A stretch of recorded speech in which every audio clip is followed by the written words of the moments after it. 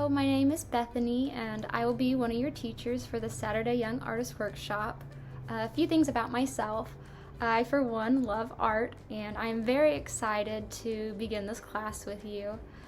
I love to bake. I also love playing with my dog. And yeah, that's a little bit about me. I'm excited to begin this class and to meet with you in the future on Zoom. Hi, my name is Lacey. My pronouns are she, her. I will be one of the student instructors for Saturday Young Artist Workshop this semester.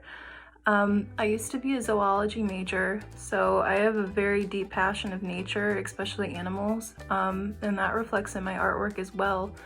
So I do a lot of environmental artwork, which is why I'm very excited for this curriculum that we have lined up for you. Some of my art I'm going to show you. This is part of a book that I did, and it shows like how death is not in vain because you go back into the earth and you nurture living beings. And this is a print that I did recently. I really love whales, but I'm in unity with these like ginormous creatures, and we're sharing song, and that's kind of the dream, even though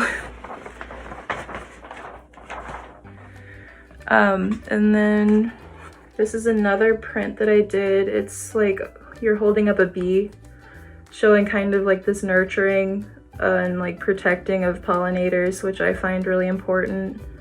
And then there's an abstraction of what's going on, and there's kind of like this idea of having organic shapes within us all correlate together, and we have unity between other living beings and ourselves. And then this is a watercolor that I did in high school. It's a jellyfish. You know, just really appreciating the texture and how interesting other creatures are is what I find really important as well. So yeah, I'm really excited to see what you guys come up with this semester. Environmental art is one of my biggest passions. So yeah, I will see you throughout the semester. Hey everybody, my name's Cole. I'm one of your teachers for the Saturday Young Artist Workshop. I can't wait to get started and to talk to you guys and see what you guys have done. But for now, I'm just going to introduce myself. I'm a junior here at SYAW. I'm hoping to become a real art teacher soon, so I can't wait to get some experience working with you guys. I thought a good way for you guys to get to know me a little bit better is I'm going to show you some art that I've done in my free time. So this is a nice digital illustration, Ham the Space Chimp. Just for trying to challenge myself a little bit. I haven't really done a lot of digital illustrations. And then this is a watercolor of a sunflower. This is one of the first watercolors I've done. And this last thing is I did my senior year of high school. This is a scratch board of Jim Croce, my favorite music artist. And yeah, I can't wait to get started and to show you guys what we're going to be working on. And I can't wait to talk to you guys and see what you guys have done for us. Hello everyone, I'm Katie, and I'm so excited to be one of your teachers for the Saturday Young Artist Workshop this fall. I just wanted to start off by telling you a little bit about me. So I have grown up with art my entire life. My mom was a sculptor when I was little, and she would melt glass into little glass beads, and she ran a blog for her art too. So she's definitely who I get my inspiration and my drive from. Another thing I wanted to share with you is that I am 100% an outdoors person. I love nature. And I think it's super awesome that all the lessons that we're going to be going through this fall are all centered around nature and how we as artists apply the natural world to our work. I'm so excited to get to know you all, and I'll see you soon. Bye.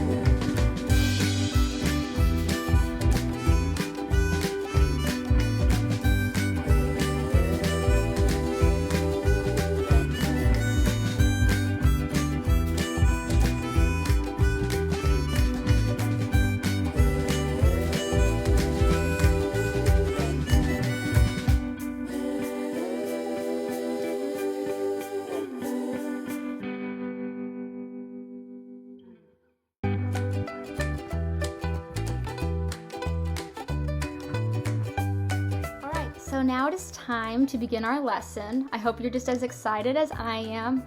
I'm going to give you a brief introduction of our lesson.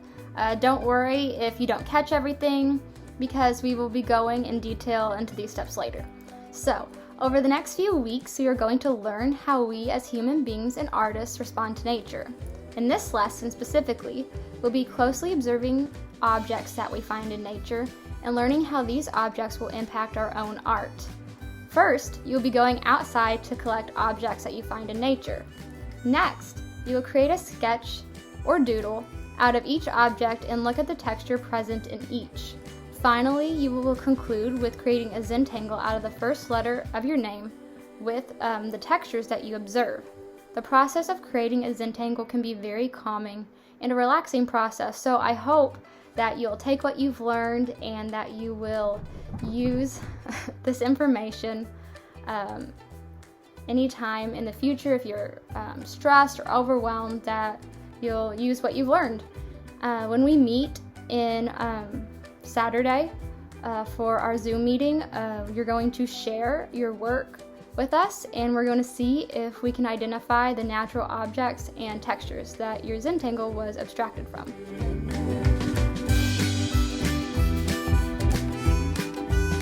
Hi, it's Lacey again. So I'm going to show you how to do the found object doodle part of this assignment.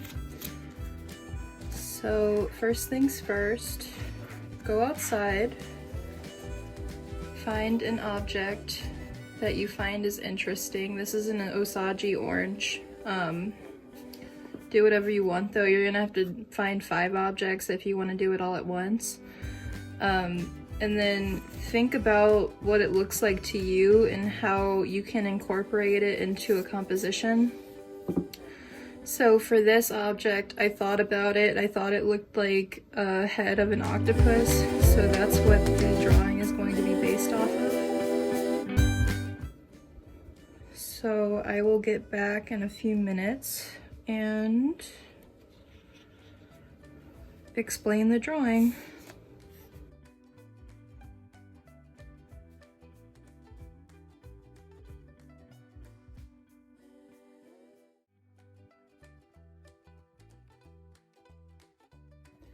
Okay, so that's pretty much it. I made the object fit into the composition. It like fits the head. And then I added some wrinkly bits because octopi are super wrinkly and that texture is very similar to that. And you can spend as much time on these as you want to.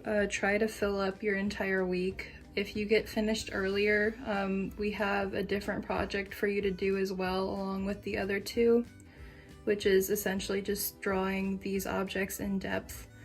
But you're gonna do this idea 5 times. You're gonna find 5 different objects and do a drawing for each of them.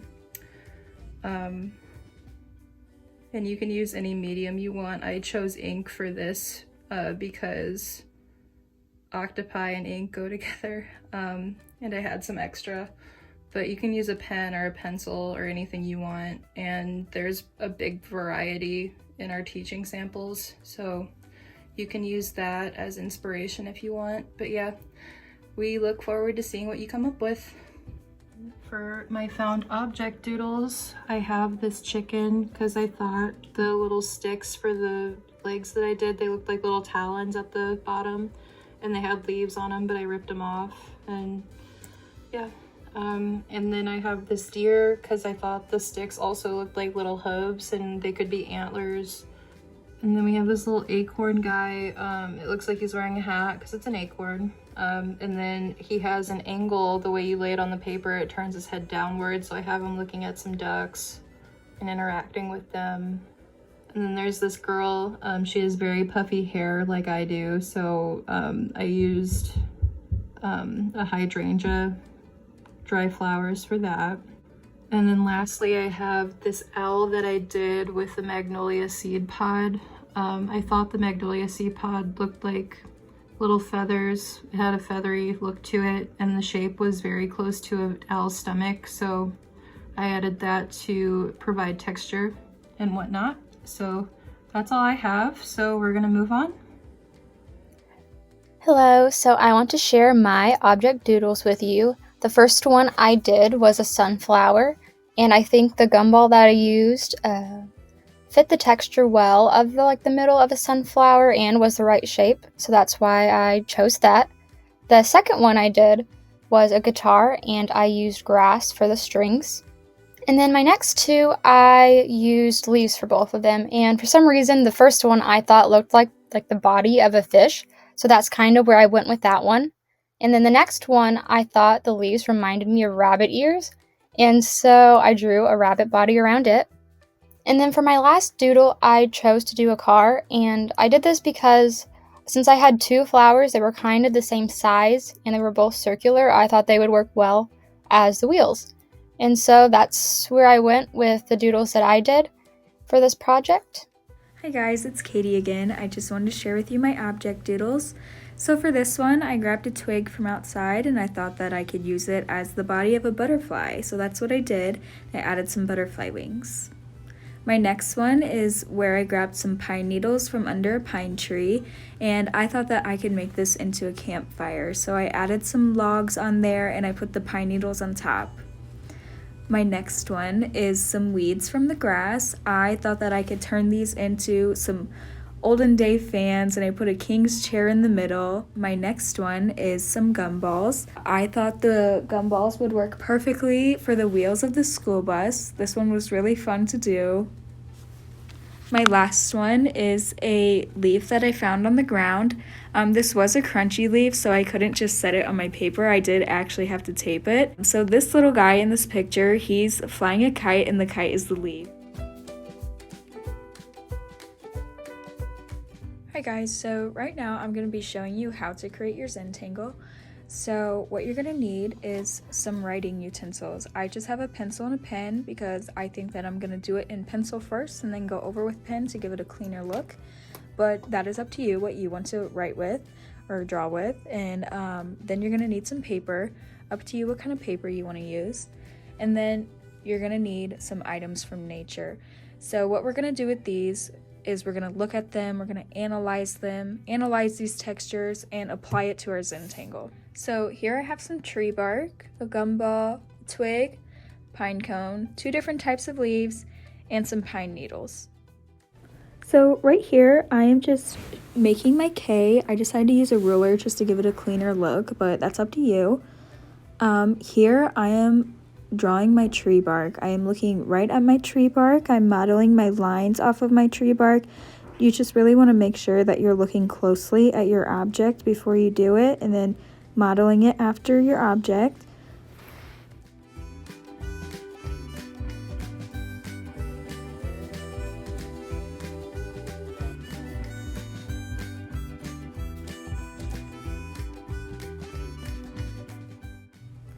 Right here, I'm doing the same thing that I did for my tree bark. I am analyzing the texture and I'm looking at it. I'm paying close attention to it before I do it, and then I draw it.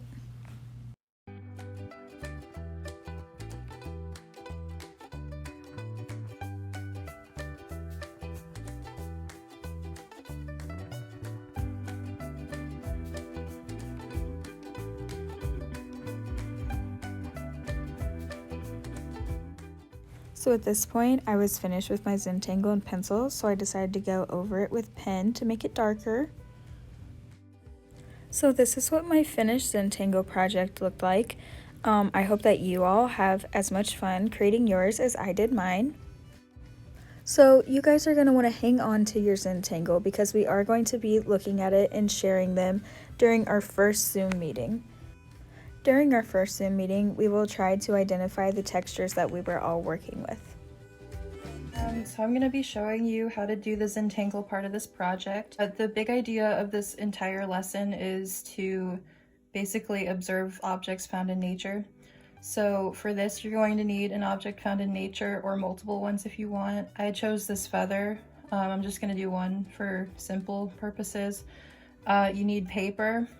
And you also need a writing utensil of some kind. You can do whatever you want. I like to use pen because it helps you like create problems for yourself and you can problem solve through it, but use whatever you want. And Zentangle is basically like you're creating patterns and textures to create a design basically, and we're going to be using the object to inspire those designs. So I'm going to do a speed frame so you can watch along in my process for mine.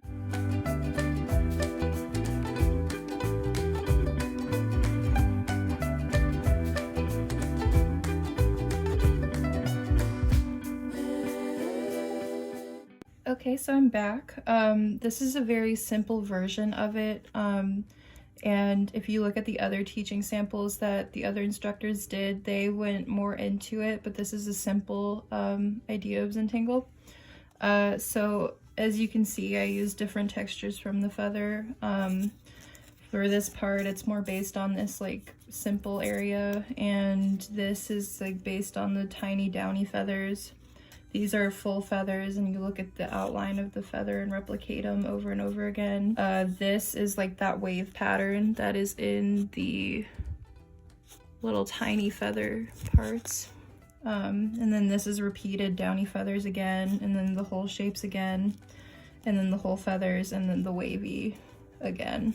But this project's pretty open, so do what you want with it pretty much. You can do any font that you want as well. I just traced this, and the shape is kind of based on the shape of the feather, how it's like rounded at the edge, but feel free to do whatever you want. This project should be fun and relaxing, so don't stress out about it too much. But yeah, happy watching. We look forward to seeing what you come up with. Bye. All right, so this is my Zentangle that I created based off of the first letter of my name. So I did a B for Bethany. If you see here at the top, well, and throughout, I really looked hard at the objects to see the details close up. So one of my objects I used was a gumball, and so here at the top, I tried to really create that sharp, jagged texture that I saw. This one was also the gumball. If you look really close, there was this fine, almost like circular texture that I tried to capture there. I also used a flower for one of my objects, so I tried to incorporate this like fuzzy texture which was found in the center of the flower. And then petals, I tried to capture the texture of the petals. And then I also used leaves for one of my found objects. So you can see kind of this rough texture that I seen in one of my leaves. And what's interesting is that I had two different leaves for my project, and both leaves look very different. So if you look at this texture compared to this, they both look very different, but they were both textures from leaves. So when you look at objects and you look at them very closely, you'll notice that you find differences that you may not have noticed had you not taken the time to observe them. So I'm pretty happy with how mine turned out, and I'm excited to see how yours looks as well. Okay, so I'm going to show you guys some things that I've done for this project just to give you a better idea of what you can do. So the first thing you need to do is go outside and gather 5+ objects from nature. These are all things that I just found in my front yard that I thought looked pretty cool. So there's just some sketches that I did. This is a piece of bark along with some clovers. I just did these to practice. And then while you're doing this, you should be considering the textures and how you can incorporate them into your Zentangle letter. So this is a nice pine cone. This is a leaf, so basically the way I did that was I put the leaf under the paper and I shaded over it, and that will give you the details of the leaf. They'll go through the paper, they'll show up a little bit darker. And that basically just gave me a little template to use when sketching out other leaves. This is a wasp's nest that I found that fortunately didn't have any wasps in it. And I just tried to sketch that out and play around with it with these two different angles. And this is my letter that I did. My name starts with a C. And you can see how I incorporated everything that I had or that I found outside. So I have some clovers up here and then the leaves up here, and then I have the piece of bark coming down the back side of my letter. And then I have my wasp nest that I thought I had at a good angle, and I liked the composition of it. And then 2 pine cones right here that I'm really proud of, and then just some more clovers. The way that I would say this connects to me, or how I connect to nature myself, was, these are all things I found at home. These are some things that really remind me of where I live, and when I look at it, I just feel comfortable and cozy. And this was really relaxing to do. I really like texture studies, and I think you'll have a good time too. You don't have to do it like I did. There's going to be some other examples like Bethany's, where it's more close up and more abstract. That's perfectly fine. This is just something that I thought would be nice, and yeah, I can't wait to see how yours turn out. Alright, so now that you're done with this project, I want you to make sure that you keep your Zentangle in a safe place until our Zoom meeting Saturday, October 17th.